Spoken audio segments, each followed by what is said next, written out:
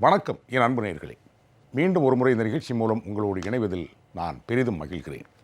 இது கேள்விகள் ஆயிரம் நேரம். கேள்விகளால் நமது பகுத்தறிவையும் பட்டறிவையும் புதுக்கிக் கொள்கிற நேரம். மே 23 தமிழ்நாட்டு வரலாற்றிலேயே மிக முக்கியமான நாளாக அமையப்போகிற நாள். தமிழ்நாட்டினுடைய அரசியல் முற்றிலுமாக அழித்து மீண்டும் புதிதாக எழுதப்பட போகிற நாள். புதிய தலைமைகள், புதிய ஆளுமைகள் யார் என்பதை கண்டுகொள்ளப் போகிற நாள். இந்த அரசு, தமிழக அரசு நிற்குமா, நிலைக்குமா, நீடிக்குமா என்ற பல சந்தேகங்களுக்கு விடை சொல்லப் போகிற நாள். ஒரு புதிய முதல்வருக்காக தமிழகம் தயாராகி வருகிறதா என்ற கேள்விக்கு விடை சொல்லப் போகிற நாள். ஒரு இயக்கம் புரட்சித் தலைவரால் தொடங்கப்பட்டு புரட்சித் தலைவி அம்மா அவர்களால் கட்டி காக்கப்பட்டு வளர்க்கப்பட்ட ஒரு மாபெரும் இயக்கம் இனி யாருடைய தலைமையின் கீழ் வரும் என்கிற மிகப்பெரிய கேள்விக்கு விடை சொல்லப் போகிற நாள். அதனால்தான் இந்த தலைப்பை இப்படி மாற்றியிருக்கிறோம். மே 23 தமிழகத்தில் நிகழும் அரசியல் பிரளயம். பிரளயம் என்பது ஒரு வலிமையான வார்த்தை. அதனால தான் தேடி பிடித்த அந்த வார்த்தையை தலைப்பாக்கி இருக்கிறோம். தலைப்புக்கு ஏற்றவாறு வள்ளுவர் ஒரு குறள் தந்திருக்கிறார், அதையும் பார்த்து விடுவோம். எப்பொருள் எத்தன்மைத்து ஆயினும் அப்பொருள் மெய்ப்பொருள் காண்பது அறிவு. எந்த பொருளானாலும், எந்த மனிதரானாலும், எந்த கட்சியானாலும், அது எப்படி காட்சி தந்தாலும் அந்த பொருளின், உருவத்தின், கட்சியின் வெளித்தோற்றத்தை காணாமல் உள்ளடக்கமாகிய உண்மை பொருளை காண்பதே மெய் உணர்தல் என்கிறார் வள்ளுவர். அருமையான குறள். வெளித்தோற்றத்தை கொண்டு யாரையும் மதிப்பிட முடியாது. அவருடைய உள் உணர்வுகளை பொறுத்து தான் ஒருவரை எடை போட முடியும், ஒரு இயக்கத்தை கூட என்று வள்ளுவர் ரொம்ப தெளிவாக சொல்லியிருக்கிறார். இதனை அடிக்கோடாக கொண்டுதான் இன்றைய விவாதம் அமைய இருக்கிறது. விருந்தினர்களாக பங்கேற்று தங்களுடைய கருத்துக்களை வைப்பதற்காக இங்கே 3 பிரபலங்கள், உங்களுக்கு மிகவும் அறிமுகமானவர்கள். ஏற்கனவே திரு பிரியன் அவர்கள் மூத்த பத்திரிகையாளர், அவரை அன்போடு வரவேற்கிறேன். வணக்கம். திரு காசிநாத பாரதி, அம்மா மக்கள் முன்னேற்ற கழகத்தினுடைய செய்தி தொடர்பாளர் மற்றும் வழக்கறிஞர். வணக்கம். திரு ஷியாம் அவர்கள் மூத்த பத்திரிகையாளர், அவரை அன்போடு வரவேற்கிறேன். திரு ஷியாம், நான் முதலே சொன்ன மாதிரி 23ஆம் தேதி மிக முக்கியமான நாள். இப்போது சட்டமன்றத்தில் ஆளும் கட்சிக்கு இருக்கக்கூடிய பெரும்பான்மை என்ன, ஏன் இந்த 22 சட்டமன்ற இடைத்தேர்தல்களும் மிகவும் முக்கியத்துவம் பெறுகிறது, அதை பற்றி கொஞ்சம் ரத்தின சுருக்கமாக சொல்லுங்களேன். நேயர்களுக்கு ஒரு விளக்கம் வேணும். மெய்ப்பொருள் காண்பது அறிவு. இது மெய்ப்பொருள் காண்கிற ஒரு நிகழ்ச்சி தான். மெய்ப்பொருள் என்பது மறைந்திருக்கும் சூட்சுமத்தை கண்டுபிடிப்பது மெய்ப்பொருள் தான். பொதுவாக நமது பாலிடிக்ஸ், அரித்மெட்டிக்ஸ் பாலிடிக்ஸ் என்று சொல்வோம். பிரியனவர்கள் கூட அவர்கள் கட்டுரையிலே நிறைய எழுதியிருப்பார். அதாவது ஒரு கணக்கு, இன்னாருக்கு இவ்வளவு ஓட்டு வங்கி, இந்த ஓட்டு வங்கிகளை எல்லாம் கூட்டினால் இவ்வளவு வரும். நமது கூட்டணி கணக்குகளும் அப்படித்தான், ஓட்டு வங்கிகளை வைத்து கூட்டி சொல்வது. சரி. ஆனால் இந்த தேர்தலிலே அந்த பழைய ஓட்டு வங்கி கணக்குகள் எதுவுமே எடுபடாது, செயல்படாது. அதான் புது கணக்கு மெய்ப்பொருள். அதாவது அரித்மெட்டிக்ஸ் பாலிடிக்ஸ் என்பது அல்காரிதம் பாலிடிக்ஸாக மாறிவிட்டது. அல்காரிதம் என்பது கம்ப்யூட்டர் மொழி, கம்ப்யூட்டர் பாஷை. அதாவது ஒரு குறிப்பிட்ட இலக்கை நோக்கி செல்கின்ற பல்வேறு வழிமுறைகளை கொண்டது ஒரு அல்காரிதம். இந்த அல்காரிதம் என்பது இந்த தேர்தல் களத்திலே என்ன, இதுதான் மெய்ப்பொருள். அல்காரிதம் என்ன என்றால், ஒன்று டெல்லியிலே மோடி தொடர வேண்டுமா, தொடரக்கூடாதா. வழக்கமாக இதோடு நின்றுவிடும். நாடாளுமன்ற தேர்தல் என்றால் நமக்கு அதோடு நின்றுவிடும். எங்கள் காலத்தில் 71 வரை நாடாளுமன்ற தேர்தலும் சட்டமன்ற தேர்தலும் ஒன்றாகத்தான் நடந்தன. 67 திமுக ஆட்சிக்கு வந்தது. 72 தான் நியாயமாக அடுத்த தேர்தல் வர வேண்டும். ஆனால் கலைஞர் அவர்கள், இந்திரா காந்தி அவர்கள் நாடாளுமன்றத்தை தன் வசதிக்காக கலைத்ததால் கலைஞர் அவர்கள் தன் வசதிக்காக சட்டமன்றத்தை கலைத்தார். அதில் ஏற்பட்ட முதல் குழப்பம் தான் இது. இன்றைக்கு நாடாளுமன்ற தேர்தல் மட்டும்தான் வருகிறது என்பது போல தோன்றினாலும் 22 சட்டமன்ற தேர்தல் முக்கியமானது. ஆக இந்த 22 சட்டமன்ற தேர்தல்களிலே என்ன முடிவோ அதுதான் அல்காரிதம், இந்த மெய்ப்பொருள். அப்படி என்றால் சட்டமன்றத்திலே பெரும்பான்மை எடப்பாடி அரசுக்கு இருக்கிறதா இல்லையா என்றால் இல்லை என்பது அனைவருக்குமே தெரிந்த உண்மை. சரி. அவர்கள் தேர்தல் கமிஷனிலே கொடுத்த பிரமாண வாக்கு மூலமே 111 எம்எல்ஏக்கள் என்றுதான் கொடுத்திருக்கிறார்கள். அதாவது தேர்தல் கமிஷனிலே இரட்டை இலை வழக்கு 2/2007 வழக்கு, 2017 வழக்கின்படி 111 எம்எல்ஏக்களே நமக்கு தெரிந்து ரத்ன சபாபதி இல்லை, பிரபு இல்லை, கலைச்செல்வன் இல்லை. அவர்கள் மூவருமே அம்மா மக்கள் முன்னேற்ற கழகத்தில் இருக்கிறார்கள். தமிழ்மன் அன்சாரி திமுகவுக்கு பிரச்சாரம் செய்யவே போய்விட்டார், அவரும் இல்லை. 4 கருணாஸ் அவர்கள் அவர் அந்த நிலைப்பாட்டை அறிவித்து விட்டார். ஆக 5 இல்லை. 111 5 போனால் 106 தான் மிச்சம். இந்த 106 எத்தனை பேர் உண்மையிலே இருக்கிறார்கள் என்று யாருக்குமே தெரியாது. சூலூர் கனகராஜ் இறந்து போனார். சூலூர் கனகராஜ் இறந்து விட்டார். ஆக 105 அல்லது 104ற்குள் தான் இருக்கும், 100க்கு தான் இருக்கும் என்றுதான் நான் நினைக்கிறேன். சரி சரி. ஆக மெஜாரிட்டி என்பது 234 சபாநாயகர் ஒன்றை கழித்து விட்டு பார்த்தாலும் கூட 117 + 1 118 வேண்டும். 100 இருந்தால் இன்னும் 18 வெற்றி பெற வேண்டும். 22 சட்டமன்ற தொகுதிகளிலே 18 வந்து எடப்பாடியால் வெற்றி பெற முடியுமா என்றால் ஒன்றில் கூட வெற்றி பெற முடியாது என்றுதான் நான் நினைக்கிறேன். உண்மையிலே சரி, யாருக்கும் ஆதரவாக நான் இதை கூறவில்லை. இன்றைக்கு வந்து திராவிட முன்னேற்ற கழகம் வேட்பாளர்களை அறிவித்திருக்கிறது. இன்னும் காலம் இருக்கிறது. ஏன் இவ்வளவு முந்திக் கொண்டு அறிவிக்க வேண்டும்? சூட்சுமம் இருக்கிறது. அதுவும் மெய்ப்பொருள் தான். என்ன மெய்ப்பொருள் என்றால், ஒட்டப்பிடாரத்தில் வேட்பாளரை போட்டால் ஒட்டப்பிடாரம், விளாத்திகுளம், கோவில்பட்டி 3 தொகுதிகளுக்கும் அது பயனளிக்கும். அது யாருக்கு பயனளிக்கும்? தூத்துக்குடியிலே போட்டி போடுகிற கனிமொழிக்கு பயனளிக்கும். எனவே ஒட்டப்பிடாரம். சரி, அரவக்குறிச்சியிலே வேட்பாளர் அறிவித்தால் கரூரில் இருக்கிற ஜோதிமணிக்கு பலனளிக்கும். சூலூரிலே உடனடியாக பொங்கலூர் பழனிசாமி. எதற்கு பலனளிக்கும் என்றால் பொள்ளாச்சிக்கும் கோயம்புத்தூருக்கும் பலனளிக்கும். அதாவது இந்த வேட்பாளர்கள் தங்களை வேட்பாளர்கள் அறிவித்த பிறகு செலவு செய்வார்கள். அவரவர் தொகுதிகளே மிக அதிகமாக கவனம் செலுத்துவார்கள். ஏனென்றால் செவ்வாய்க்கிழமை வரைக்கும் தான் காலம் இருக்கின்றது. ஆக ஞாயிறு திங்கள் 2 நாள் தான் இருக்கிறது. எனவேதான் இன்றைக்கு அஷ்டமியாக இருந்தாலும் கூட பரவாயில்லை என்று, ஏன்னா திராவிட கட்சி அஷ்டமியெல்லாம் பார்க்கும், இருந்தாலும் பரவாயில்லை என்று என்றால் நாங்கள் இறை நம்பிக்கை உள்ளவர்கள் நாள் பார்த்து தான் செய்வோம் என்று வெளிப்படையாக அறிவிப்பதற்கு இவர்கள் டிடிவி தினகரன் அல்ல, மறைமுகமாக தான் செய்வார்கள். இருந்தாலும் மெய்ப்பொருள் இருக்கிறது. இந்த மெய்ப்பொருள் என்னவென்றால், இந்த வேட்பாளர்கள் எல்லாம் வந்து பாராளுமன்ற தேர்தலுக்கு வேலை பார்ப்பார்கள் என்பதுதான் உண்மையான மெய்ப்பொருள். சரி. ஆக இதிலிருந்து என்ன தெரிய வருகிறது என்றால், 22 தொகுதிகளின் முக்கியத்துவம் தெரிய வருகிறது. ஆக மெஜாரிட்டி இருக்கிறதா இல்லையா என்பது கண்டிப்பாக நாட்டு மக்களுக்கு தெரிகிறதோ இல்லையோ, எடப்பாடிக்கு தெரியும், ஸ்டாலினுக்கு தெரியும், நமக்கு தெரியும். மெஜாரிட்டி இல்லை. ஆக 22ஐயும் கைப்பற்ற வேண்டும் என்று நினைப்பது என்பது ஒரு எதிர்க்கட்சியான திமுகவுக்கு அது சரிதான். அது அவர்கள் கணக்குப்படி சரிதான். அவர்களால் வெற்றி 22 ஜெயிக்க முடியாது. டிடிவி தினகரன் வந்து அவராலையும் ஜெயிக்க முடியும். ஏனென்றால் இதில் வருகிற ஒரு திருப்பரங்குன்றம் வந்து டிடிவி தினகரனுக்கு மிகுந்த ஆதரவான ஒரு தொகுதி, இந்த 4ல் 1. ஆக இப்படி கணக்கு போட்டு பார்த்தாலும் நிச்சயமாக எடப்பாடியால் ஒன்றும் ஜெயிக்க முடியாது, மற்றவர்களால் 22ஐயும் ஜெயிக்க முடியும். இதுதானே இன்றைக்கு நிலைமை. ஆக மொத்தத்திலே வந்து அமமுக எத்தனை ஜெயிக்க போகுது, திமுக எத்தனை ஜெயிக்க போகிறது தான் கேள்வி. நான் வந்து இதை எப்படி பார்க்கிறேன் என்றால், அமமுகவுக்கு செல்வாக்குள்ள தொகுதிகள் என்பது பழைய 18, அதாவது தகுதி நீக்கம் செய்யப்பட்ட தொகுதிகள் 18. இந்த 18லும் வந்து கண்டிப்பாக தகுதி நீக்கம் செய்யப்பட்ட எம்எல்ஏக்களுக்கு இயல்பான ஒரு அனுதாபம் என்பது இருக்கத்தான் செய்யும். அந்த 18லே வெற்றி பெறுவதற்கான வாய்ப்பு என்பது மிக அதிகம் என்றுதான் நான் நினைக்கிறேன்.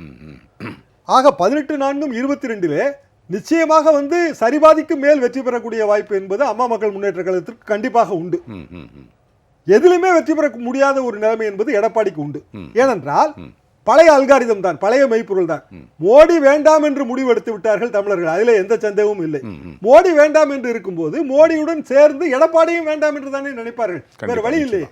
ஆக நீங்கள் சொன்ன அந்த மே 23 என்பது அது ஒரு தனி இயக்கம். மே 11 இயக்கம் இது மாதிரி மே 23 இயக்கம். இந்த இயக்கத்தின் 22 23 மிகப்பெரிய முக்கியத்துவம் இருக்கிறது. நிச்சயமாக 22க்கு அடுத்தாற்போல் 23, 23க்கு அடுத்தாற்போல் 24 வரும்போது இந்த தமிழகத்தின் நிலைமை வந்து தெளிவாகிவிடும் என்பதுதான் என் கருத்து. திரு பிரியன், அந்த மாதிரி ஒரு சூழல் வந்தால், இப்போ திரு ஐயா சொன்ன மாதிரி அப்படி ஒரு சூழல் ஏற்பட்டால் தமிழ்நாட்டில் உள்ள அரசியல் என்னவாகும்? அரசியல் ரெண்டும் இப்போ இந்த நம்பர்ஸ் கேமில் பார்த்தீங்கன்னா எடப்பாடிக்கான வாய்ப்புகள் வந்து ரொம்ப குறைவாக இருக்கிறத நம்ம பார்க்குறோம். ஏன்னா அந்த 22 தொகுதிகளில் பார்த்தீங்கன்னா ஒரு தொகுதி தவிர 21 தொகுதிகள் வந்து அதிமுக வெற்றி பெற்ற தொகுதி தான். ஒரு தொகுதி திருவாரூர் மட்டுமே. அதிமுகங்கிறது வேற, அந்த பழைய அம்மா ஜெயலலிதா அவர்கள் காலத்தை அதிமுக சொல்லணும். ஸோ அதுலேருந்து அந்த தொடர்ச்சியில் பார்த்தீங்கன்னா இவர்கள் எல்லாருமே அவர்களால் டிக்கெட் வழங்கப்பட்டு வெற்றி பெற்றவர்கள் தான் நம்ம பார்க்கணும். நடுவில் இந்த எடப்பாடி இந்த பிரச்சனைகளில் வந்து இவங்க 18 எம்எல்ஏக்கள் வந்து தங்கள் பதவியை இழந்தார்கள் அப்படின்றத நம்ம பார்க்குறோம். நம்ம இங்கே முக்கியமாக என்ன பார்க்க வேண்டியதுன்னா, ஏன் வந்து இந்த தேர்தல் வந்து தமிழ்நாட்டில் இதுவரையும் நடந்த தேர்தல் ரொம்ப ரொம்ப வித்தியாசமான தேர்தலாக இருக்குது. ஏன்னா இப்போ 2014 வந்து பார்த்தீங்கன்னா அதுலேயும் அப்போது வந்து ஒரு 3வது அணி இருந்தது, திமுக அணி இருந்தது, காங்கிரஸ் தனியாக இருந்தது, எல்லாம் கரெக்டாக. அப்போது வந்து மக்கள் வந்து கரெக்டாக 37 தொகுதியில் வந்து ஜெயலலிதா அவர்களுக்கு வெற்றியை தேடி கொடுத்தார்கள். 3வது அணியாக வந்தவங்க 19% தான் வாங்கினாங்க. அவர்களால் வந்து திமுக அணி பாதிக்கப்பட்டது, திமுக அணி கடுமையாக பாதிக்கப்பட்டது. திருப்பி 2016 பார்த்தீங்கன்னா அதே மாதிரியான ஒரு அணி வந்தது, மறுபடியும் வந்து திமுக பாதிக்கப்பட்டது, ஜெயலலிதா அவர்கள் ஜெயித்தார்கள் பார்த்தோம் நம்ம. இந்த தடவை கிட்டத்தட்ட பார்த்தீங்கன்னா இந்த தடவை அந்த 3வது அணி இருக்கு இல்லையா, அது கிட்டத்தட்ட இப்போ ஜெயலலிதா அவர்கள் இல்லாத சூழலில் நிச்சயமாக அது அதிமுக அணியை வந்து பாதிக்கிற ஒரு அளவுக்கு தான் அது இருக்கிறத நான் பார்க்குறேன் நான் ஆக்சுவலாக வந்து. ஏன்னா வந்து இங்கே வந்து ஆட்சி இருக்கிறது, அது தொடர்றது இல்லை, எலெக்ஷன் வருது, இது பிரச்சனை இல்லை.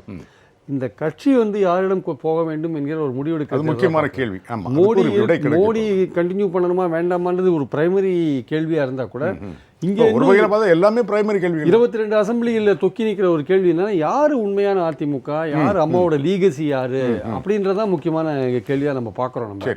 ஸோ அப்படி பார்க்கும்பொழுது நிச்சயமாக பார்த்தீங்கன்னா இவருக்கான அந்த இடத்துல வந்து திமுக அணிக்கும் இந்த பழனிசாமி அவர்கள் வந்து கிட்டத்தட்ட பார்த்தீங்கன்னா அவருக்கான வாய்ப்புகள் வந்து ரொம்ப ரொம்ப குறைவாக இருக்கிறத நம்ம பார்க்குறோம் நம்ம. ஏன்னா வந்து அவருக்கு 2 விதமான இன்குபன்சி இருக்குது. ஒன்று அதிமுகலேயே அவரை விரும்பாதவங்க தினகரன் பக்கம் இருக்காங்க, 2வது இந்த ஆட்சியில் இருக்கிறதுனாலே மோடி ஆதரிக்கிறதுனால இதுக்கு 3 விதமான இன்குபன்சியில் வந்து எடப்பாடியார் அவஸ்தைப்பட்டு இருக்காரு. ஒன்று அதிமுக தொண்டர்கள் இந்த மாதிரி தினகரன் பக்கம் இருக்கிற அந்த ஒரு அதிமுக பலவீனமாக இருக்கிற ஒரு விஷயம், இன்னொன்று இவருடைய கவர்மெண்ட் மேலே இருக்கிற அதிருப்தி, இவர் மோடியை சப்போர்ட் பண்ணுறதுனால அதனால இருக்கிற அதிருப்தி. ஸோ 3 விதமான விஷயங்கள் இருக்கும்போது இங்கே போட்டின்றது பார்த்தீங்கன்னா தினகரனுக்கும் திமுகவுக்குமான போட்டியாக வந்து களம் மாறுறதை நம்ம பார்க்குறோம் நம்ம. அந்த இடத்துல தான் வந்து பார்த்தீங்கன்னா தேர்தலுக்கு அப்புறம் என்ன ஆகும்னு பார்த்தீங்கன்னா பல பேரோட ஒப்பீனியன் தினகரன் சொன்ன விஷயமே என்னென்னா வந்து இந்த மாதிரியான ஒரு ஆட்சி குழப்பமான சூழல் வந்து நாங்கள் எலெக்ஷனை தான் விரும்புகிறோம்னு அவர் சொல்கிறாரு. தேர்தலை தான் நாங்கள் நோக்கி எங்களுக்கு வந்து ஏன்னா ஒரு எதிர்பார்ப்பு என்ன இருக்குன்னா, ஒருவேளை இந்த நாளைக்கு இந்த கட்சி வந்து ஒன்றா இருக்கணும்னா வந்து ஒரு ஒற்றை தலைமையின் கீழே இருக்கணும்னா அதில் ஏதாவது ரீஅலைன்மெண்ட் வருமா, கட்சியில் ஒரு ரீஅலைன்மெண்ட் வருமா. ஏன்னா அதிமுகன்றது வந்து இன்றைக்கி கருத்து வேறுபாடுகள் இருக்கலாம், நாளைக்கு வந்து இந்த ஆட்சி தொடரணும்னு வரும்பொழுது கட்சி நிலையாக ஸ்ட்ராங்காக இருக்கணும் எதிர்காலத்தில் வரும்போது அதிமுக தொண்டரோட விருப்பம் வந்து இந்த கட்சி வந்து ஸ்ட்ராங்காக இருக்கணும்னு தான் இருக்குது. அப்படி இருக்கும்போது இந்த ஒரு எலெக்ஷனுக்கு அப்புறம் எடப்பாடியோட அந்த தேர்தல் தோல்வி அவர் தோல்வியை சந்திக்கும் நிலையில் என்ன மாதிரியான ஒரு ரீஅலைன்மெண்ட் மீண்டும் திரும்பும், அதுதான் அந்த ரீஅலைன்மெண்ட் எப்படி வரும், அது தினகரன் தலைமையில் வரத்துக்கான வாய்ப்புகள் பிரகாசமாக இருக்கிறத நான் பார்க்குறேன். ஏன்னா வந்து இந்த 22 தொகுதிகளோட முடிவு தான் அதுதான் காரணமாக இருக்குன்னு நான் பார்க்குறேன் நான். ஸோ அப்படி வரும்பொழுது வந்து இப்போது தினகரன் அவர்கள் இப்போது தேர்தல் சொல்லியிருந்தா கூட பின்னாடி வந்து ஒரு கட்டத்தில் வரும்பொழுது வந்து ஒரு ரீஅலைன்மெண்ட் வரும்பொழுது எடப்பாடி அவர்கள் சீஃப் மினிஸ்டராக இருக்கக்கூடாதுன்னு தான் வந்து கவர்னர்கிட்ட போய் நம்ம 18 எம்எல்ஏக்கள் மனு கொடுத்தாங்க ஆக்சுவலாக வந்து. ஸோ அந்த ஒரு ஃபார்முலா நீங்கள் அப்ளை பண்ணிங்கன்னா அவரை நகர்த்திட்டு நீங்கள் வந்து ஆட்சியை தொடர்றதுக்கான ஒன்றுபட்ட ஒரு அதிமுக தொடர்றதுக்கான ஒரு வாய்ப்பு. நீங்கள் சொல்கிற மாதிரி அது வந்து பிரளயமாக, அது வந்து பூகம்பமாக, அல்லது வந்து ஒரு இதாக தெரியாது, ஒரு தென்றலாக புயலா சுனாமியா கஜாவா தெரியாது. பட் ஏதோ ஒன்று வந்து டெஃபினட்டாக ஒரு சேஞ்சஸ் வந்து ஏதோ வருது. அந்த சேஞ்சஸ் வந்து பார்த்தீங்கன்னா சாதாரணமான மாற்றமாக இருக்காது, இதுவரை கண்டிராத ஒரு மாற்றம் இல்லை. அதான் இந்த ஓட்டிங் பேட்டர்னே வந்து இப்போ கணிக்க முடியாதபடி தான் இருக்குது. ஏன்னா இப்போ வந்து நீங்கள் இப்போ வழக்கமாக ஒரு 3வது அணி வரும்போது அது வந்து டெஃபினட்டாக வந்து 2வதாக ஒரு வாய்ப்பு இருக்கிற கட்சியை பாதிக்கிறத நம்ம பார்க்குறோம். இப்போ இந்த வாட்டி வந்து இந்த 3வதாக இருக்கிற அணி வந்து முதல்ல இருக்கிற அணியை கூட பாதிக்கிற வாய்ப்புகள் இருக்கிறத நம்ம பார்க்குறோம். அது சொல்லணும்னு நினச்சேன், 3வது அணி இல்லை, அது முதல். அதுதான் நான் பார்க்குறேன். அது பல ஏரியாக்களில் பல இந்த கள நிலவரங்கள் அதுதான் நமக்கு சொல்லுது. அதனால் எதையுமே கணிக்க முடியல. அதிமுகவுக்கும் மோடி எடப்பாடிக்குமான எதிரான ஓட்டுகள் கம்ப்ளீட்டாக கொண்டு திமுகவுக்கு தான் விழுமான்றதுக்கான உறுதியான ஒரு நிலைப்பாடு இதுவரையும் வரவே இல்லை ஆக்சுவலாக. அது வந்து ஏன்னா வந்து அதற்கான கம்பலோ நாம் தமிழரோ இல்லை முக்கியமாக தினகரன் அவர்கள் இருக்கிறதுனால இந்த ஓட்டுகள் எப்படி போய் அவருக்கு கன்சாலிடேட் ஆகுமா அல்லது விழுமா, ரொம்ப குழப்பமான ஒரு சூழலில் வந்து தினகரன் வந்து இந்த வாட்டி இந்த எலெக்ஷன்ஸில் வந்து ஒரு முக்கியமான ஃபேக்டராக ப்ளே பண்ணுறாரு அவர். கண்டிப்பாக. ஸோ அவருடைய வெற்றின்றது பார்த்தீங்கன்னா அவருடைய சக்ஸஸ் வந்து இந்த தேர்தலில் டெஃபினட்டாக வந்து ஒரு குறிப்பிடத்தக்க ஒரு சக்ஸஸாக இருக்கிறதுக்கான வாய்ப்புகள் இருக்குது. அந்த கட்சியை வந்து ஒரு கன்சாலிடேட் பண்ணுறதுக்கான ஒரு வாய்ப்புகள் இருக்கிறத நான் பார்க்குறேன் ஆக்சுவலாக. ஒரு சின்ன குறுக்கீடு, இது வந்து நம்ம 3வது அணியாக பார்க்க வேண்டாம், பார்த்தா குழப்பமாக இருக்கும். எப்படின்னா 3 அணிகள் தான் இருக்கு, 3வது அணி இல்லை, 3 அணி. இந்த 3 அணியில வந்து யாருக்கு வெற்றி வாய்ப்புங்கிறது அவங்க செல்வாக்க பொறுத்து. இன்னொன்று சொன்னீங்க நீங்கள் ஏற்கனவே, திரு மோடி அவர்கள் இன்னைக்கு காலைல பிரச்சாரம் பண்ணியிருக்கார் தேனியில். அதில் பன்னீர்செல்வத்தையும் அவருடைய மகனையும் மேடையிலே வைத்துக்கொண்டு குடும்ப அரசியல் பற்றி பேசுகிறார். அவர் பன்னீர்செல்வத்தை தாக்குறாரு அவர். நான் அதான் நினைச்சேன், வாரிசு அரசியலை பற்றி பேசுறீங்க, வாரிசு அரசியல் பற்றி பேசுகிறாரு, ஊழல் பற்றி பேசுகிறாரு. ஆமாம், அந்த விளம்பரம் அவங்க போடுற விளம்பரமே வந்து அவங்களுக்கு எதிராகவே விளம்பரம் வருது. ஊழல் ஆட்சியை விரட்டுவோம்ன்றாங்க. முக்கியமான ஒரு விஷயம், இந்த மூன்று அணின்னு சொல்கிறார் ஷாம் சார் சொன்னார். இந்த அதிமுக அணியிலையும் திமுக அணியிலையும் 2 நேஷனல் பார்ட்டிஸ் இருக்குது பார்த்தீங்களா, அதற்கு எதிரான ஒரு மனநிலை இங்கே இருக்குது. அதனால் அந்த மனநிலை உள்ளவங்கெல்லாம் கண்டிப்பாக தினகரனுக்கான வாய்ப்புகள் அதில் கொஞ்சம் அதிகமாக இருக்கிறத நான் பார்க்குறேன். 2 நேஷனல் பார்ட்டிக்கு எதிரான மனநிலையும் இங்கே இருக்குது, அது இல்லைன்னு சொல்ல முடியாது. சரி சரி. திரு காசிநாத பாரதி, இப்போ நடக்கக்கூடிய தேர்தல் பிரச்சாரங்கள்லாம் பார்த்துக்கிட்டே இருக்கீங்க, இந்த கள நிலவரங்கள்லாம் பார்க்குறீங்க. அதாவது திமுக பண்ணுற தேர்தல் பிரச்சாரமானாலும் சரி, அதிமுக பண்ணுறதும் சரி, அமமுக பண்ணுறதும் சரி, என்ன வித்தியாசத்தை உணர்றீங்க? ஒரு வித்தியாசத்தை சொல்லலாம். அதாவது பேய் அரசாண்டால் பிணந்தின்னும் சாத்திரங்கள்னு சொல்லுவாங்க. இன்றைக்கு ஜாலியன் வாலாபாக் படுகொலையினுடைய 100ஆண்டு நினைவு தினம். 2000 பேர் சுட்டுக் கொல்லப்பட்ட நாள். அது வெளிநாட்டுக்காரர்கள் சுட்டுக் கொண்டார்கள். ஆனால் ஸ்டெர்லைட் ஆலை பிரச்சனையில் உள்நாட்டு நிறுவனத்திற்காக ஒரு தனி நிறுவனத்தினுடைய முதலாளிக்காக 13 மக்கள், அதில் ஸ்னோலின்கிறவங்க வாயிலே துப்பாக்கி வைத்து சுடப்பட்டார்கள். இப்படி 11வது படிக்கக்கூடிய மாணவி, அவங்க போராளியும் கிடையாது, எதுவும் கிடையாது. இப்படி இன்றைக்கு இருக்கிற கள நிலவரம் ஒட்டுமொத்தமாக தனியார் நிறுவனங்களுக்கு, அதாவது 80,000 கோடி ரூபா வைப் பண்ணியிருக்காரு மோடி பெரும் முதலாளிகளுக்கு. ஆனால் நம்மளை போன்ற நடுத்தர வர்க்கத்தை சேர்ந்தவர்கள் 8,000 கொடுக்கலாங்கிறதுக்காக வீட்டில் அண்டாவையும் குண்டாவையும் தூக்கி செல்கின்ற காட்சியை மக்கள் பார்த்து கொண்டு தான் இருக்கிறார்கள். இந்த அரசு யாருக்காக செயல்படுகிறது?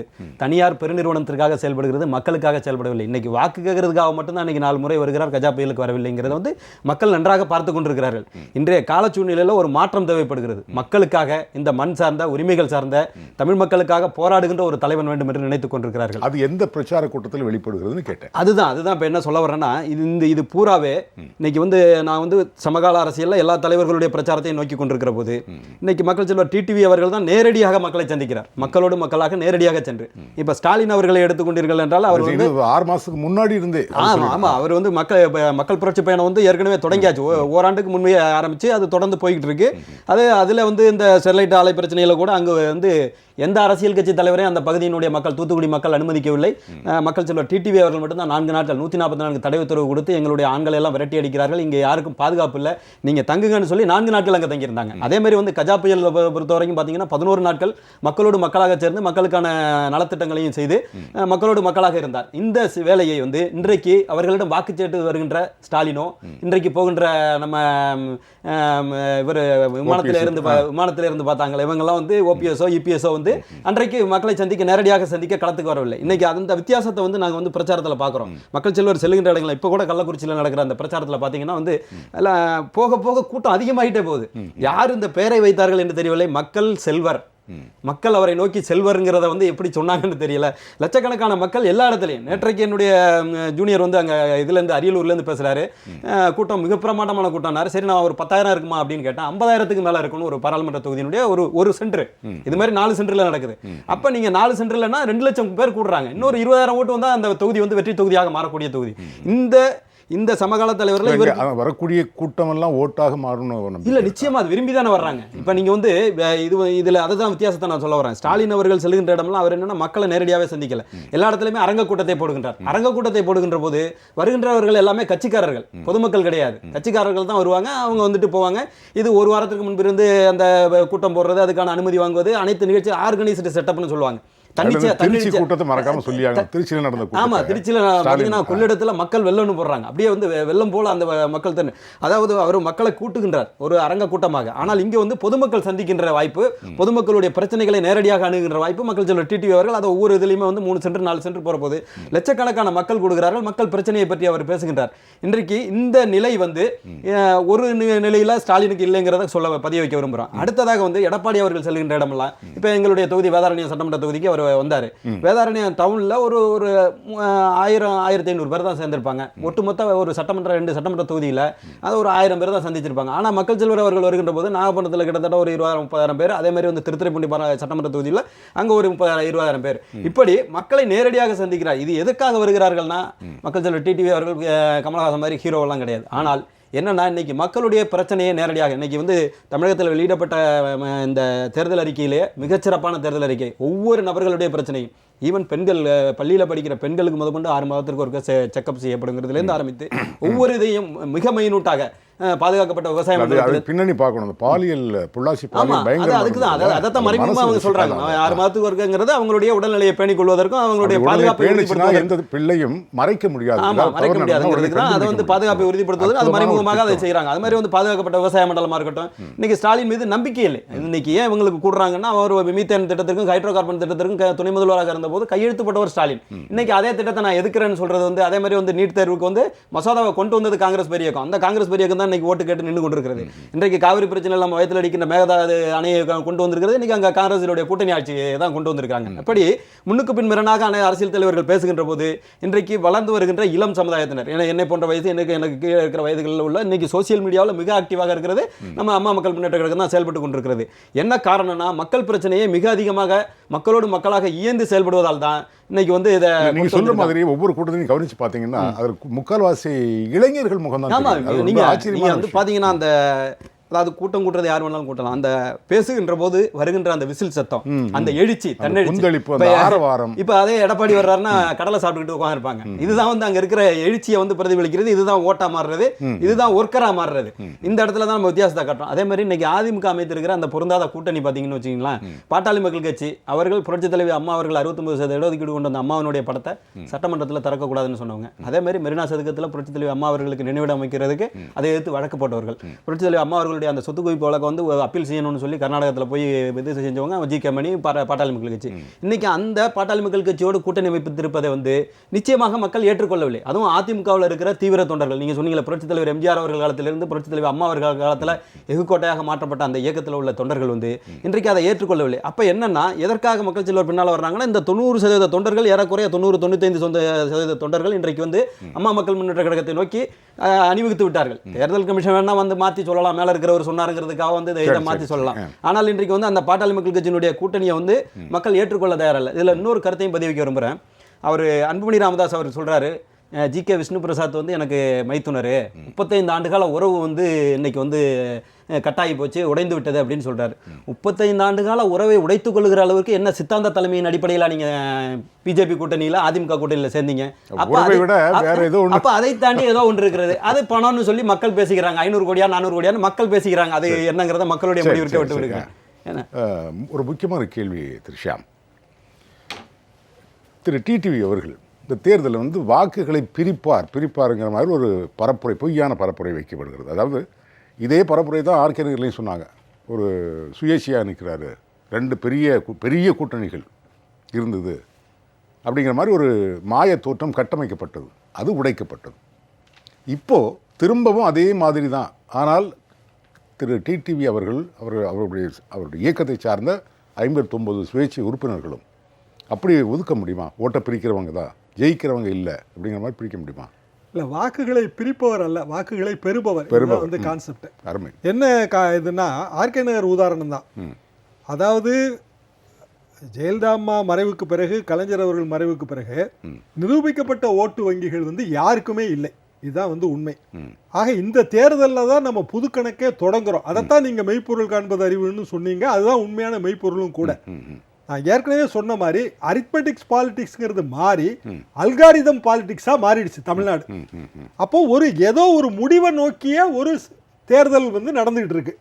அந்த முடிவுங்கிறது கண்டிப்பா தமிழ்நாட்டில் எடப்பாடி அரசு போகணுங்கிறது தான். சரி, காசிநாத பாரதி மிக சரியாக சொன்ன மாதிரி பாட்டாளி மக்கள் கட்சியோட கூட்டணி வைத்தால் இந்த 22 சட்டமன்ற தொகுதிகளில் வந்து சில சட்டமன்ற தொகுதிகளை பிடித்து விடலாம் என்பது அவர்கள் கணக்கு.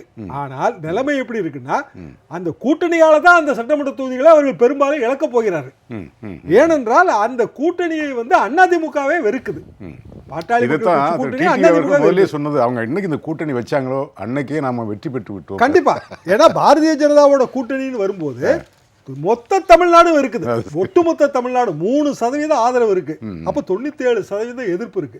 இப்ப எதிர்ப்பு ஓட்டை பெறுவதற்காக ஒரு கூட்டணிங்கிற அந்த கான்செப்ட் நான் இது வரைக்கும் கேள்விப்பட்டதே கிடையாது. ஆதரவு ஓட்டை பெறுவதற்கு தான் கான்செப்ட் வரணும். அப்ப 3% ஓட்டு உள்ள ஒரு கட்சியை நம்ம சேர்த்தா 97% எதிர்ப்பு வரும். அப்படிங்கும் போது அந்த ஓட்டு வாங்கி என்ன பிரயோஜனம் இருக்கு? ஒரு பிரயோஜனமும் இல்லையே. அதே மாதிரி பாட்டாளி மக்கள் கட்சி இதற்கு முன்னாடி வந்து அவங்க வாங்கின ஹையஸ்ட் தனியா நிற்கும் போது 5%.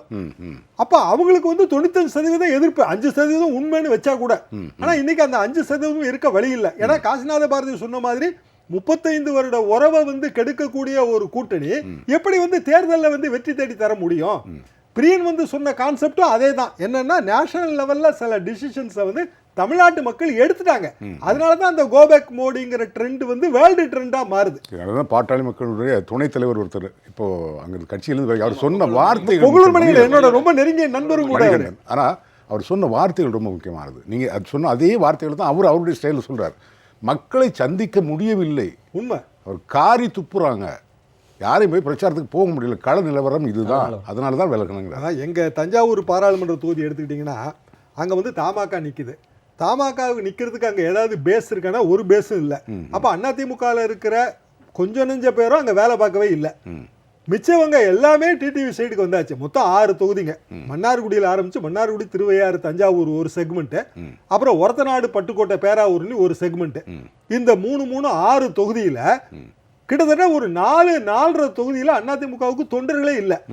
தமாக வேட்பாளர் பட்டுக்கோட்டையை சேர்ந்தவர். அதனால பட்டுக்கோட்டையில் அவருக்கு வந்து கொஞ்சம் தொண்டர்கள் இருக்காங்க, ஒரு பலம் இருக்கு. ஆனா ஒரு 1 லட்சம் 1.25 லட்சம் ஓட்டு கூட வாங்குற நிலைமையில தமாக அங்க இல்ல. அப்போ ஒரு தொகுதி வந்து அங்க வந்து சுத்தமா வீணா போச்சு. நம்ம ஏற்கனவே பலமுறை பேசின திண்டுக்கல் வந்து அதிமுகவின் தொடக்க புள்ளி. அந்த தொகுதியை வந்து யாராவது விட்டு கொடுப்பாங்களா? அவங்க எவ்வளவோ கஷ்டப்பட்டு இந்த ரெட்டை இலைங்கிற ஒரு சின்னத்தையே வந்து எஸ்டாப்ளிஷ் பண்ணி ஒவ்வொரு வீட்டு வாசலையும் ரெட்டை இலை கோலத்தை வரைந்து தாய்மார்கள் எவ்வளவு பேர் வந்து அங்க வந்து கஷ்டப்பட்டு இருக்காங்க. அதிமுகவின் முதல் உயிர் தியாகி வந்து வத்தலகுண்டு ஆறுமுகம் அந்த தொகுதியை வந்து பாட்டாளி மக்கள் கட்சிக்கு விட்டு கொடுக்குறாங்க.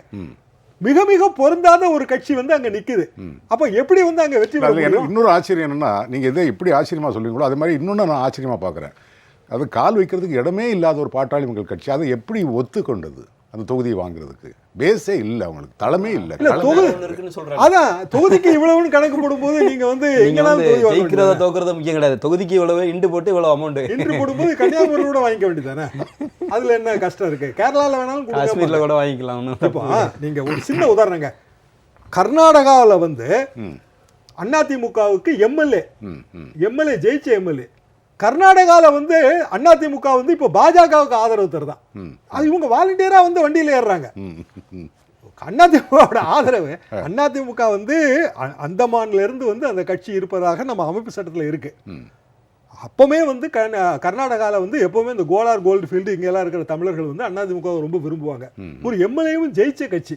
போன தடவை என்ன பண்ணாங்கன்னா சின்னத்துக்கு லெட்டரே கொடுக்காம விட்டாங்க. கர்நாடகா சட்டமன்ற தேர்தலில் சின்னத்துக்கு லெட்டர் கொடுக்காம விட்டாங்க. அதனால அதிமுக சுயேட்சை சின்னத்தில் நிற்குது. ரெட்டையில வாங்கிட்டு சுயேட்சை சின்னத்தில் நிற்குது. இந்த வாட்டி வந்து பிஜேபிக்கு ஆதரவுன்னு இவங்க சொல்றாங்க. தமிழ்நாட்டிலே உங்களுக்கு ஓட்டு போட ஆள் இல்லையே, கர்நாடகாவில் இருக்கிற கோலார் கோல்ட்ஃபீல்டு தமிழர்கள் வந்து உங்களுக்கு ஓட்டு போடுவாங்களா? Question number 1. சரி, அப்படி விட்டு கொடுக்க வேண்டிய நெசிட்டி என்ன இருக்கு? நான் நினைச்சா சரி கர்நாடகாவிலையும் மோடி வரக்கூடாதுன்னு இவங்க முடிவு பண்ணிட்டாங்க போல இருக்கு. இல்ல அப்படிதான் தோணுது. நிச்சயமா இவங்க ஆதரவு கொடுக்குறாங்கிற ஒரே காரணத்துக்காக கர்நாடகாவில் தமிழர்கள் ஓட்டு விழாது. அப்போ அவங்களுக்கு வெற்றி வாய்ப்பு குறையும்ல. ஆக ஒட்டுமொத்தத்தில் இவங்க காங்கிரஸ் கூட்டணிக்கு ஆதரவாக கர்நாடகத்தில் இருக்காங்க, பாரதிய ஜனதாவோட கூட்டணின்னு தமிழ்நாட்டில் சொல்றாங்க. அது பிஜேபி அதிமுக கூட்டுங்கிறதே ஒரு எதிர்ப்பு மனநிலை உண்டாக்குது. கண்டிப்பா பிஜேபியோட கூட்டுங்கிறதே வந்து கடுமையான எதிர்ப்பு மனநிலைமை உருவாக்கிடுச்சு. திருப்பிங்க ஒரு முக்கியமான கேள்வி, அதாவது வழக்கமாக அந்த மாதிரி கலந்துரையாடல்களில் இல்லைன்னா விவாத நிகழ்ச்சிகளில் பரவலாக சொல்லப்பட்டு வந்த கருத்து என்னன்னா, திரு டிடிவி அவர்களுக்கு அல்லது அம்மா மக்கள் முன்னேற்ற கழகத்திற்கு தென் மண்டலங்கள் மட்டும்தான், அந்த டெல்டா மாவட்டங்களில் தான் நல்ல ஓரளவு செல்வாக்கு இருக்குங்கிற மாதிரி தான் பேசிகிட்டு இருந்தாங்க. இப்போ நீங்கள் பரவலாக பார்த்துக்கிட்டீங்க எல்லா இடங்களையும், ஈவன் கள்ளக்குறிச்சி டெல்டா மாவட்டம் அல்ல, ஆனால் எல்லா இடத்துலையுமே திரு காசிநாத பாரதி சொன்ன மாதிரி ஒரு கூட்டத்தை விட இன்னொரு கூட்டம் அதிகமாக இருக்குது, அந்த கூட்டத்தை விட இன்னொரு கூட்டம் அதிகமாக இருக்குது. அப்படின்னா என்ன அர்த்தம்? உங்களுடைய பார்வை என்ன சொல்லுது? வெறும் டெல்டா மாவட்டங்களை மட்டுமா இல்லை தமிழ்நாடு தழுவியா? இல்லை, அப்படி டெல்டா மாவட்டங்கள் சவுத் அவங்க சொல்கிறவங்களோட நோக்கம் என்னென்னா ஒரு குறிப்பிட்ட வகுப்பை சார்ந்தவர்கள் தான் ஆதரிக்கிறாங்கன்ற அந்த அடிப்படையில் அவங்க சொல்கிறாங்க. ஆனால் இங்கே நிலைமை எப்படி இருக்குன்னா அது உண்மையாக கூட இருக்கலாம். ஆனால் நிலைமை என்னென்னா அஇஅதிமுக என்ற ஒரு பெரிய கட்சி 44% ஓட்டுக்களை வாங்கிய கட்சி 2014 அந்த கட்சியில் வந்து ஒரு இது இருக்குது, ஒரு பிளவு இருக்குது ஆக்சுவலாக. அப்போ பிளவு இருக்கும்போது தமிழ்நாடு முழுக்க தான் அந்த பிளவு இருக்குது. அப்படி இருக்கும் பொழுது ஒரு சைடில் வந்து தொண்டர்கள் இருக்கும்போது இன்னொரு பிளவை லீட் பண்ணுற தினகரன் பின்னாடியும் தமிழ்நாடு முழுக்க தொண்டர்கள் இருப்பாங்க தானே இயற்கையான விஷயம். ரைட். பெரும்பாலான தொண்டர்கள் இடம்பெயர்ந்திருக்கிறார்கள். அதான் விஷயம். நீங்கள் அங்கே எடப்பாடி சைட்லேயே கொஞ்சம் இருக்கிறதாவே கூட வச்சுக்கிறேன் நான். அதுக்குன்னு சொல்லிட்டு நீங்கள் இவர் சைடில் வந்து தமிழ்நாடு முழுக்க தான் இருப்பாங்க. நீங்கள் சவுத்து டெல்டான்னு நீங்கள் வந்து நீங்கள் ஒதுக்கினீங்கன்னா ஒருவேளை அங்கே அவருக்கான செல்வாக்கு அதிகமாக இருக்கலாம். அதுக்குன்னு மற்ற பகுதிகளில் அவருக்கு ஒன்றுமே இல்லை நீங்கள் சொல்ல முடியாது. எனக்கு பார்ட்டி வந்து தமிழ்நாடு முழுக்க இருக்கிற பார்ட்டி, அதில் வந்து ஒரு பிரேக் வந்திருக்கு. அப்படி வரும்போது நிச்சயமாக இவர் பின்னாடி எல்லா பகுதிகளிலும் தானே இவர் பின்னாடி இருப்பாங்க. ரெண்டாவது வந்து இவர் இன்னைக்கு நிற்கிற தொகுதிகள் வந்து 39 தொகுதிகள் நிற்கிறாரு. 67,000 பூத்துகள் கொண்ட தமிழ்நாட்டில் ஒரு பூத்துக்கு 20-25 பேர் போடுவாங்க. அப்படி பார்த்தீங்கன்னா கிட்டத்தட்ட வந்து ஒரு 14 லட்சம் பேர் அவங்க ரெடி பண்ணி ஆகணும் பூத்தில் ஒர்க் பண்ணுறதுக்கு. அப்போ அது எவ்வளோ பெரிய காரியம் அது. அப்போ அந்த காரியத்தை செய்யும்போது அந்த பார்ட்டி தமிழ்நாடு முழுக்க தான் இருக்குன்னு அர்த்தம் அது. ஸோ இந்த மாதிரி நீங்கள் இதுக்கு நேர் ஆப்போசிட்டில் பார்த்தீங்கன்னா இப்போ அண்மையில் வந்து ஒரு செய்தி நான் பத்திரிகையில் படித்தது, வட்ட செயலாளர் கூட நிறைய இடங்களில் போடலையா. வட்ட செயலாளர் கூட அதிமுக நிறைய இடங்களில் இன்னமும் காலியாக இருக்கிறது. அப்படின்னா அந்த பூத் ஏஜென்ட்ஸ் எல்லாம் நியமிக்கிறது யார் பண்ணுவாங்க? இன்னொரு அடிஷனல் இன்புட், பெரம்பூர்ல வந்து வெற்றிவேல் ஜெயிக்கும் போது அது புருவாயிரும். பெரம்பூர் தொகுதியில் வந்து வெற்றிவேல் ஜெயிக்கும் போது அது புருவாயிரும். பிரியன் சொன்ன இந்த பாயிண்ட் நிச்சயமா புருவாயிரும். இது வந்து ஒரு பரவலாக இருக்கிற பரவலாக சப்போர்ட் பேஸ் உள்ள ஒரு அமைப்பை தான் வந்து லீட் பண்ணிட்டு இருக்காரு. நாளைக்கு அந்த அமைப்பு வந்து அதிமுகவில் ஒரு முக்கியமான கேள்வி வரும்போது அது எப்படி ப்ளே பண்ணுறது நம்ம போஸ்ட் எலெக்ஷன் உங்கள் பிரளயத்துக்கு அப்புறம் தான் May 23 அப்புறம் நம்ம பார்க்கணும். ஏன்னா வந்து இது வந்து ஒரு வைட்டல் கொஸ்டின் இது. ஏன்னா இந்த எலெக்ஷன்ஸ் வந்து ஸ்டாம் சார்லாம் இத்தனை எலெக்ஷனை பார்த்துருக்காரு. அவரே கூட வந்து கொஞ்சம் இதில் கணிக்க முடியாது. ஏன்னா யாருக்குமே எஸ்டாப்ளிஷ்டு ஓட் பேங்கை எடுத்துக்க முடியாது. நம்ம ஏதோ ஒரு கணக்கு சொல்கிறோமே தவிர எஸ்டாப்ளிஷ்டு ஓட் பேங்க் எடுத்துக்க முடியாது. ஸ்டாலினோட தலைமை பண்புக்கு தமிழ்நாட்டு மக்கள் எவ்வளோ தூரம் ஆதரவு தெரிவிக்கிறாங்க தெரியாது. இபிஎஸ் ஓபிஎஸும் அவர்கள் சேர்ந்திருக்கிற இரட்டை தலைமைக்கும் அவர்கள் மோடி ஆதரிக்கிறதுக்கும் என்ன மாதிரி ரியாக்ஷன்ஸ் கீழே இருக்குன்னு தெரியாது. தினகரன் எடுத்து வைக்கிற விஷயங்கள் அது அம்மாவோட லீகசி நாங்கள் தான், வாரிசு நாங்கள் தான், இந்த மத்திய மாநில அரசுகள் ரெண்டுமே தமிழ்நாட்டை வஞ்சிக்கிறதுன்ற அந்த விஷயங்கள் எவ்வளோ தூரம் ஆதரவு தளத்தை கொண்டு சேர்க்கறதுன்னு தெரியாது. அதிமுக எவ்வளோ பேர் நடுநிலையாளர்கள் ஆதரிக்கிறவங்க கூட எப்படி தினகரன் பக்கம் போகிறாங்க. பல விஷயங்கள் இந்த எலெக்ஷன்ஸ் தீர்மானிக்கிற ஒன்று நமக்கு கண்ணுக்கு எதிராக தெரிகிறது. இப்போ திருடகிற கூட்டங்கள் அது நம்ம கண்ணுக்கு அதில் ஒன்றும் சந்தேகமே கிடையாது. ஏன்னா இவர் வந்து எந்த விதமான ஒரு கவர்ச்சிகரமான தலைவரும் கிடையாது. அதான் அது ஏன் இந்த கூட்டம் ஓட்டாக மாறுமாங்கிறதுக்கு இதுதான் சரி. இல்லை அந்த ஒரு கவர்ச்சிகரமான ஒரு நடிகரோ வந்து அந்த மாதிரி கிடையாது. வேற ஒரு துறையில் புகழ்பெற்ற ஒரு அந்த மாதிரி விஷயங்களும் கிடையாது. இவர் இந்த ஒரு விஷயத்தை கையில் எடுத்துகிட்டு நாங்கள் அம்மாவுடைய உண்மையான லீகசி நாங்கள் தான் அப்படின்ற ஒரு விஷயத்தை கையில் எடுத்துகிட்டு அவர் வந்து இயக்கத்தை ஆரம்பித்து நடத்திட்டு இருக்காரு. அவர் அதை நோக்கி தான் அவர் போயிட்டுருக்கார். அப்படி இருக்கும்போது இந்த கூட்டம் அவர் பின்னாடி திரள்றது வந்து பார்த்தீங்கன்னா வந்து அதை அவ்வளோ சீக்கிரம் நீங்கள் உதாசீனப்படுத்திட முடியாது. இவங்க வந்து எடப்பாடி தரப்புலேருந்து பொதுவாக பேசுகிறவங்கெல்லாம் அப்படி தினகரன் தரப்புலேருந்து ஒரு போட்டி இருக்கிறதே அவங்க வந்து கண்டுக்காத இருக்காங்க. அது இன்னும் அந்த பூனை கண்ண முடிந்தா உலகம் ரெண்டா மாதிரி அது வந்து இந்த மாதிரி மனோபாவம் பலவீனம் காரணமாக அப்படி ஒரு பட்ட நிலையை அவங்க எடுக்கிறாங்க தவிர அது வந்து ஒரு உதாசீனப்படுத்துற நோக்கம் இல்லை. அதை சொல்றதுக்கே அவங்க தயங்குறாங்களோ நினைக்கிறேன். ஒருவேளை அப்படி ஒரு அச்சம் சொன்ன மாதிரி திமுக கூட்டம் எல்லாமே அரங்கு கூட்டம், காலையில ஒரு கூட்டம், ஈவினிங் ஒரு கூட்டம். ஒரு இது கூட தெருமுனை பிரச்சாரமோ இல்லை நேரடியாக மக்களை பார்க்கறதோ அவர் தவிர்க்கிறாரு. அதுல இருந்தே புரியுதுல்ல. ஸோ அதனால் நான் சொன்ன 2 காரணங்கள் காரணமாக நீங்கள் ஒரு பகுதியில் வந்து அவர் டிடிவியை முடக்க முடியாது. தமிழ்நாடு முழுக்க பரவலாக அவர் இருக்காரு. அது இந்த எலெக்ஷன்ஸ் வந்து இன்னும் அவரோட நம்பர்ஸை வந்து தெரியப்படுத்தும். கரெக்டாக நீங்கள் மூத்த பத்திரிகையாளர் ஐயா ஷியாம் அவர்கள்ட்ட ஓட்டுகளை பிரிக்கிறாரா டிடிவின்னு ஒரு கேள்வி கேட்டீங்க. இல்லை நான் கேட்குறேன், கேட்டீங்க பத்திரிகையாளர்கள் கேட்பதே. ஆமையும் முயலும் போல ஆர்கே நகர் தேர்தலையும் அதே தான். அதிமுக ஓட்டுகளை வந்து டிடிவி இவங்களும் பிரிச்சுக்கிறாங்க, நம்ம படுத்துக்கிட்டே ஜெயிச்சலாம்னு நினைச்சாங்க அவங்க திமுக. ஆனால் 3வது இடத்துக்கு தள்ளப்பட்டு படுத்துக்கிட்டு டெபாசிட்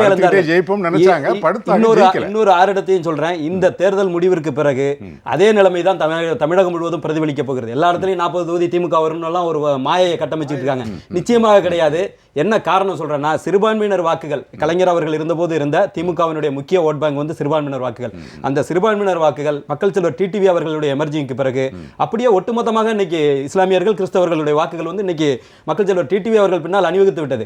அப்படி வருகின்ற போது வந்து பாத்தீங்கன்னா வந்து இன்னைக்கு அவருடைய கிளாரிட்டி அது வந்து ஏதோ தனிப்பட்ட முறையில்ங்கிறது கிடையாது. அவர் வந்து என்னுடைய வாழ்காலத்தில் பாஜக எதிர்ப்புன்னு சொன்னதா இருக்கட்டும், 20 ஆண்டுகள் சிறையில் வைத்தாலும் 21வது ஆண்டு பாஜக எதிர்ப்புன்னு சொன்னதா இருக்கட்டும்.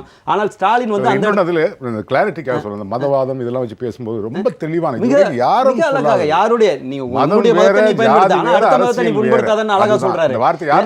யாரும் சொல்லல. அந்த இடத்துல என்னன்னா ஸ்டாலின் அவர்கள் வந்து ஒரு சிறிய தள்ளாட்டம் என்னன்னா வந்து மோடி அவர்கள் வந்து அவர் வீட்டுக்கு அவங்க கலைஞரை பார்க்க வந்த போது குவைத்தில் இருந்த ப்ரோக்ராமை கேன்சல் பண்ணிட்டு வந்ததா இருக்கட்டும்.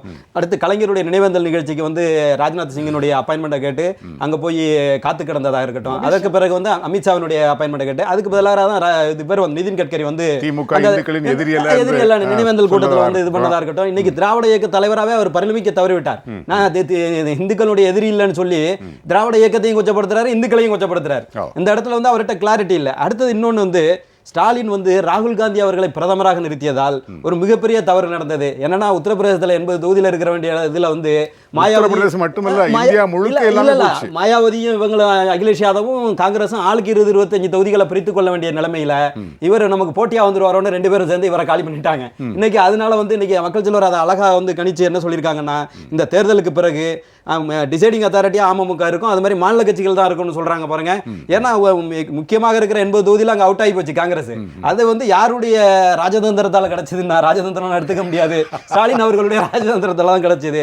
அடுத்தது அவங்க கட்சியில் உள்ள செய்தி தொடர்பாளர்களே சொல்றாங்க, அம்மாவின் மரணத்துல மர்மம்னு சொல்லி ஸ்டாலின் பேசிட்டு வர்றாரு, எழுதி கொடுக்குறவன் தப்பா எழுதி கொடுப்பானோ அப்படின்னு சொல்லி அவங்க பேசிக்கிறாங்க. சம்பந்தமே இல்லாம அதுல வந்து பிளஸும் கிடையாது மைனஸும் கிடையாது. இன்னைக்கு திராவிட முன்னேற்ற கழகத்தினுடைய தலைமையை அதை நோக்கி போய் கொண்டிருக்கிறது. ஏன் மக்கள் செல்வர் பின்னால கூட்டம் வர்றாங்கன்னா இவரை அவங்க எல்லாம் நம்பத்த இல்ல. இப்ப அந்த அம்மாவுடைய மரணத்தில் உள்ள சந்தேகம்லாம் மக்கள்லாம் அதெல்லாம் நிராகரிச்சுட்டாங்க. அது இப்போ முக்கியமாக மக்கள் மனசில் தேர்தலே நடக்குது. அதான் அது இப்போ முக்கியமாக மக்கள் மனதில் எழுந்து நிற்கிற கேள்வி சாதிக் பாட்ஷாவுடைய மரணம். சாதிக் பாட்ஷாவுடைய மரணம். மனைவியே வெளிப்படையாக இன்னொரு முக்கியமான விஷயம், ஷாஹித் பால்வாவை ஸ்டாலின் அவர்கள் சந்தித்த விஷயம். அது இது எல்லாமே இன்னைக்கு வந்து வைகோவே ஆமா வைகோவே சொல்லியிருக்காரு, அவங்களுக்கு வேற யாருமே தேவையில்லை, அவரே போதும் அவங்களுடைய வெற்றி வாய்ப்பை நிர்ணயிக்கிறதுக்கு. இன்னைக்கு அப்படி இருக்கிற சூழ்நிலையில ஸ்டாலின் வந்து ஒரு கிளாரிட்டியான தலைவராக உருவெடுக்க. அவங்க ஏன் மக்களை நேரடியாக சந்திக்கலன்னா கூட்டம் வரலன்னா நாளைக்கு அசிங்கப்பட்டு போயிடுவோம், அதனால ஆர்கனைஸ்டு செட்டப் கூட்டத்தை போட்டு மக்களை ஏமாத்துவோங்கிறது தான் அவங்களுடைய இது. இன்னைக்கு அது கள நிலவரம், அதுதான் உண்மையாக இருந்துகிட்டு இருக்கு. அதுவே திருச்சியில தோத்து போச்சு. அடுத்ததாக இன்னொரு கருத்து என்னன்னா, இந்திய அரசியல்ல மிகப்பெரிய தீர்க்கதரிசினா புரட்சித் தலைவர் அம்மா அவர்கள் தான். மோடியை இன்னைக்கு நம்ம எதுக்குறோம், இந்தியா எதுக்குறது, ஆனால் புரட்சித் தலைவர் அம்மா அவர்கள் அன்றைக்கு எதிர்த்தாங்க. 2010 இன்னைக்கு எது அன்னைக்கு வந்து வளம் வளர்ச்சின்னு சொல்லி ஊரே ஏமாத்தின நேரத்தில் கூட அன்னைக்கே இருந்தாலும் சரிப்பட மாட்டார். வடிவேல் படத்தில் வருவாங்க பாருங்க, இந்த இதுக்கு ஆக மாட்டான்னு. அது மாதிரி அன்னைக்கே புரட்சித் தலைவர் அம்மா அவர்கள் டிசைட் பண்ணாங்க. இன்னைக்கு என்னன்னா, அனைத்து ஊடகங்களும் நம்மளை புறக்கணிக்கிற போது கூட இந்து தமிழ் ஒரு 2-3 நாட்களுக்கு முன்பு எழுதியது திரும்பி பார்க்க வைக்கும் தினகரன் அப்படின்னு சொல்லி ஒரு தலைப்பு, ஒரு ஹெட்டிங் எழுதினாங்க. அழகா டைம்ஸ் ஆஃப் இந்தியாவிலேயே வந்துச்சு. அதாவது வந்து ஏன்னா அவங்க உன்னிப்பாக கவனித்துக் கொண்டிருக்கிறார்கள், எதனால கூட்டம் கூடுது, ஏன் கூடுது, எப்படி இவர் இருக்கிறார், இவருடைய பேச்சினுடைய கிளாரிட்டி எப்படி போயிட்டு இருக்கு. இது எல்லாமே வந்து தமிழக அரசியல் இன்னைக்கு சமகால தலைவர்கள் யாருக்குமே கூடாத கூட்டம் இன்னைக்கு வந்து டிடிவி அவர்கள் பின்னால் கூடுகிறது. அதனால வந்து நிச்சயமாக நாங்கள் 39 எல்லா அனைத்து தொகுதிகளுமே நாங்கள் வெற்றி பெறுவோம். அப்படி வெற்றி பெறுகிற போது அதிமுக என்ற இயக்கம் இன்னைக்கு இந்த பேசிக்கிட்டு இருக்க வருவாய்த்துறை அமைச்சர் ஆர்பி உதயகுமார்லாம் அப்படியே மாற்றி பேசுவார். திருஷ்யா, இப்போ இந்த கூட்டத்தை பார்த்தீங்கல்ல, இப்போ கடைசி கட்ட இது ஒரு 2 நிமிஷத்துக்கு பேசல. நம்ம கூட்டம் பார்த்தீங்கல்ல, இது ஓட்டாக மாறுமா? உங்களுக்கு கிடைக்கக்கூடிய கள நிலவரம் என்ன? பொதுவாக வந்து கூட்டங்கள் ஓட்டாக மாறுவதில்லை என்பது பொதுவாக சொல்றது. ஆனால் இந்த கூட்டத்தை பார்க்கும்போது எனக்கு அப்படி தெரியவில்லை. என்னவென்றால் பொதுவாக கூட்டங்கள் வந்து அரங்க கூட்டங்கள் மீது எனக்கு நம்பிக்கை கிடையாது. ஏனென்றால் அது காசிநாத பாரதி சொன்ன மாதிரி ஒரு வாரம் காலம் திட்டமிட்டு போலீஸ் பெர்மிஷன் வாங்கி பணம் கொடுத்து கூட்டி கொண்டு வந்து வரும்போது அநேகமாக கட்சி அனுதாபிகள் அல்லது கட்சிக்காரர்கள் அல்லது சம்பந்தமே இல்லாதவர்கள் வருவார்கள். இந்த கூட்டம் என்பது அப்படி அல்ல. இந்த கூட்டம் அந்தந்த ஊரிலே இருக்கின்ற கூட்டம், பார்த்தாலே தெரிகிறது. இயற்கையானது, இயல்பானது. அது போக அவரது ஒரு சில குறிப்புகளுக்கு அந்த கூட்டம் எழுப்புகின்ற குரல் வந்து நமக்கு நன்றாக தெரிகிறது. அந்த குரலிலே உற்சாகம் இருக்கிறது. அந்த குரலிலே வந்து ஒரு என்ன சொல்ல வைப்ரண்டா இருக்கு. கூட்டம் வந்து ரொம்ப வைப்ரண்டா இருக்கு. இந்த எழுச்சி சரியான வார்த்தை. இதே போன்ற கூட்டத்தை வந்து நான் 73 காலகட்டத்திலே எம்ஜிஆர் அவர்கள் வந்து திண்டுக்கலுக்கு வரும்போது, நான் எம்ஜிஆரை இவரோடு ஒப்பிட்டு சொல்லவில்லை, ஆனாலும் கூட அந்த கூட்டத்தின் தன்மை மக்கள் தலைவர் அவர்களுக்கு எப்படி அந்த தன்மை தெரிந்ததோ அந்த தன்மை இவருக்கு தெரிகிறது என்று சொல்வதிலே எனக்கு எந்த தயக்கமும் இல்லை. அருமையான வார்த்தையோடு இந்த அரங்கத்தை நிறைவு செய்யலாம். அரங்கத்துக்கு வந்து அழகான கருத்துக்களை எல்லாம் பகிர்ந்து கொண்ட உங்கள் மூவருக்கும் ஜியா பிளஸ் தொலைக்காட்சி சார்பில் நெஞ்சார்ந்த நன்றி. நேயர்களை, மீண்டும் ஒரு கேள்விகள் 1000 நிகழ்ச்சி உங்களை சந்திக்கும் வரை உங்களுக்கு நன்றியும் வணக்கமும் சொல்லி விடைபெறுவது உங்கள் எம்ஜே ரகு. வணக்கம் நேயர்களே.